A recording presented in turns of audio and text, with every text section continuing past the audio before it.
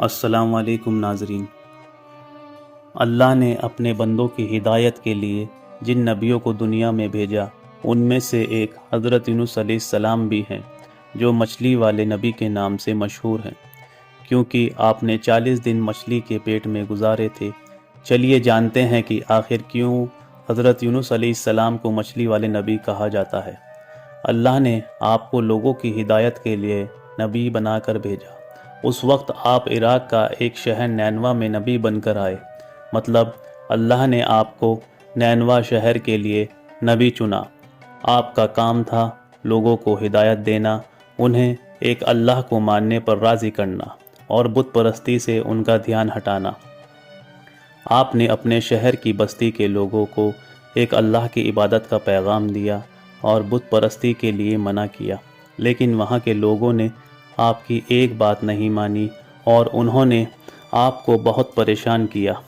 نتیجتاً انہوں نے اپنا شہر چھوڑنے کا فیصلہ کر لیا اور لوگوں کو بولا کہ میں یہاں سے جا رہا ہوں، لیکن اگر تم نے بت پرستی نہیں چھوڑی تو بہت جلد اس شہر پر اللہ کا بہت بڑا عذاب آئے گا۔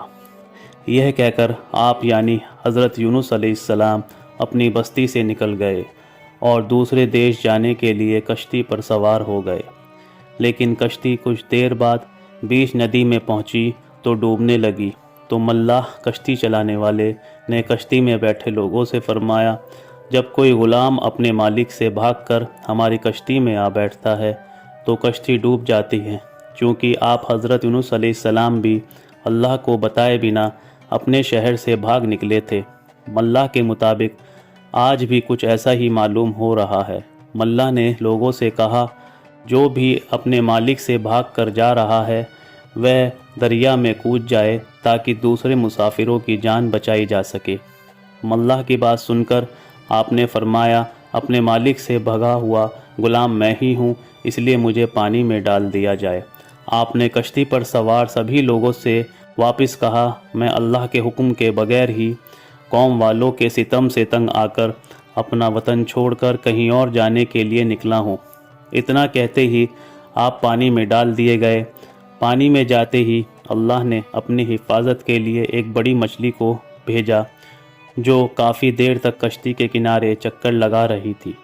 جیسے ہی آپ یعنی حضرت یونس علیہ السلام پانی میں پہنچے، اس مچھلی نے آپ کو نگل لیا۔ اللہ نے مچھلی سے فرمایا، جس کو تو نے نگلا ہے وہ تیری روزی نہیں ہے، بلکہ میرے نبی تیرے پیٹ میں ہیں، ان کی حفاظت کے لیے پہنچایا ہے، انہیں کوئی نقصان نہیں پہنچانا چاہیے۔ چنانچہ آپ 40 دن تک اس مچھلی کے پیٹ میں رہے۔ اللہ مچھلی کا پیٹ اس طرح کانچ کی طرح صاف کر دیا کہ آپ اپنی مچھلی کے پیٹ میں رہتے ہوئے بھی سمندر کے اندر کی ہر چیز دیکھتے اور اللہ کی تسبیح بیان فرماتے رہے۔ آپ مچھلی کے پیٹ میں رہتے ہوئے لا الہ الا انت سبحانک انی کنت من الظالمین پڑھتے رہے۔ اس تسبیح کی برکت سے اللہ کریم نے آپ کی ساری مشکل آسان فرما دی اور اس کی بدولت آپ کو 40 دنوں تک ہر وقت سکون ملتا رہا۔ پھر مچھلی کو اللہ کی طرف سے حکم آیا کہ جہاں سے تو نے حضرت یونس علیہ السلام کو نگلا تھا انہیں وہیں جا کر اپنے منہ سے نکال دے۔ اللہ نے فرمایا، اب میں ان سے خوش ہوں۔ وہ یعنی حضرت یونس علیہ السلام اللہ کے دیے گئے امتحان میں پاس ہو گئے تھے۔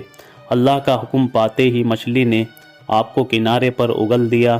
اس کنارے پر اللہ نے آپ کے رہنے کے لیے ایک پیڑ پیدا فرما دیا اور آپ کی خوراک کے لیے ایک ہرنی جس کا دودھ آپ نے پیا۔ کچھ دن بعد آپ اپنی بستی کی طرف پھر لوٹے، تب وہاں پر آپ کو ایک گوالا ملا۔ آپ نے اس گوالے سے فرمایا کہ یہاں پر کوئی عذاب آیا تھا کیا؟ اس گوالے نے آپ سے فرمایا کہ یونس نام کے ایک شخص نے کافی دنوں پہلے ایک بات کہی تھی، اگر بت پرستی یہاں کے لوگوں نے نہیں چھوڑی تو اس شہر پر اللہ کا بہت بڑا عذاب نازل ہوگا۔ آپ نے اس گوالے سے فرمایا کہ کیا ایسا ہوا تھا؟ گوالے نے کہا کہ جب وہ شخص یعنی حضرت یونس علیہ السلام جب بستی سے رات کو نکلے تو اگلے دن پورے شہر میں بادل چھا گئے اور چاروں طرف دھواں ہی دھواں ہو گیا، ایسا لگ رہا تھا جیسے کوئی عذاب آنے والا ہے۔ اس وقت ہمیں لگا کہ یونس کی بات بالکل صحیح تھی۔ تب سارے شہر کے کافی لوگ اپنا سارا سامان اور اپنے پریوار کو لے کر شہر چھوڑ رہے تھے اور اللہ سے دعا کر رہے تھے کہ اللہ انہیں معاف کر دے۔ اس وقت وہاں کے لوگوں نے اللہ سے دعا کی کہ اب شہر کا کوئی بھی آدمی بت پرستی نہیں کرے گا، اور کچھ ہی دیر میں سارے بادل چھٹ گئے اور دھواں ایک دم سے غائب ہو گیا۔ مطلب اللہ نے وہاں کے لوگوں کو معاف کر دیا تھا۔ یہ سن کر آپ حضرت یونس علیہ السلام نے گوالے سے فرمایا کہ جس یونس کی تم بات کر رہے ہو وہ میں ہی ہوں۔ یہ سن کر گوالا آپ کے قدموں میں جھک گیا اور آپ سے معافی مانگنے لگا۔ اس طرح آپ واپس اپنے شہر کی طرف لوٹے۔ اس کے بعد آپ کے وہاں پر اسلام کا پرچم لہرایا اور وہاں کے سبھی لوگوں کو ایک اللہ کی عبادت کے لیے بتایا۔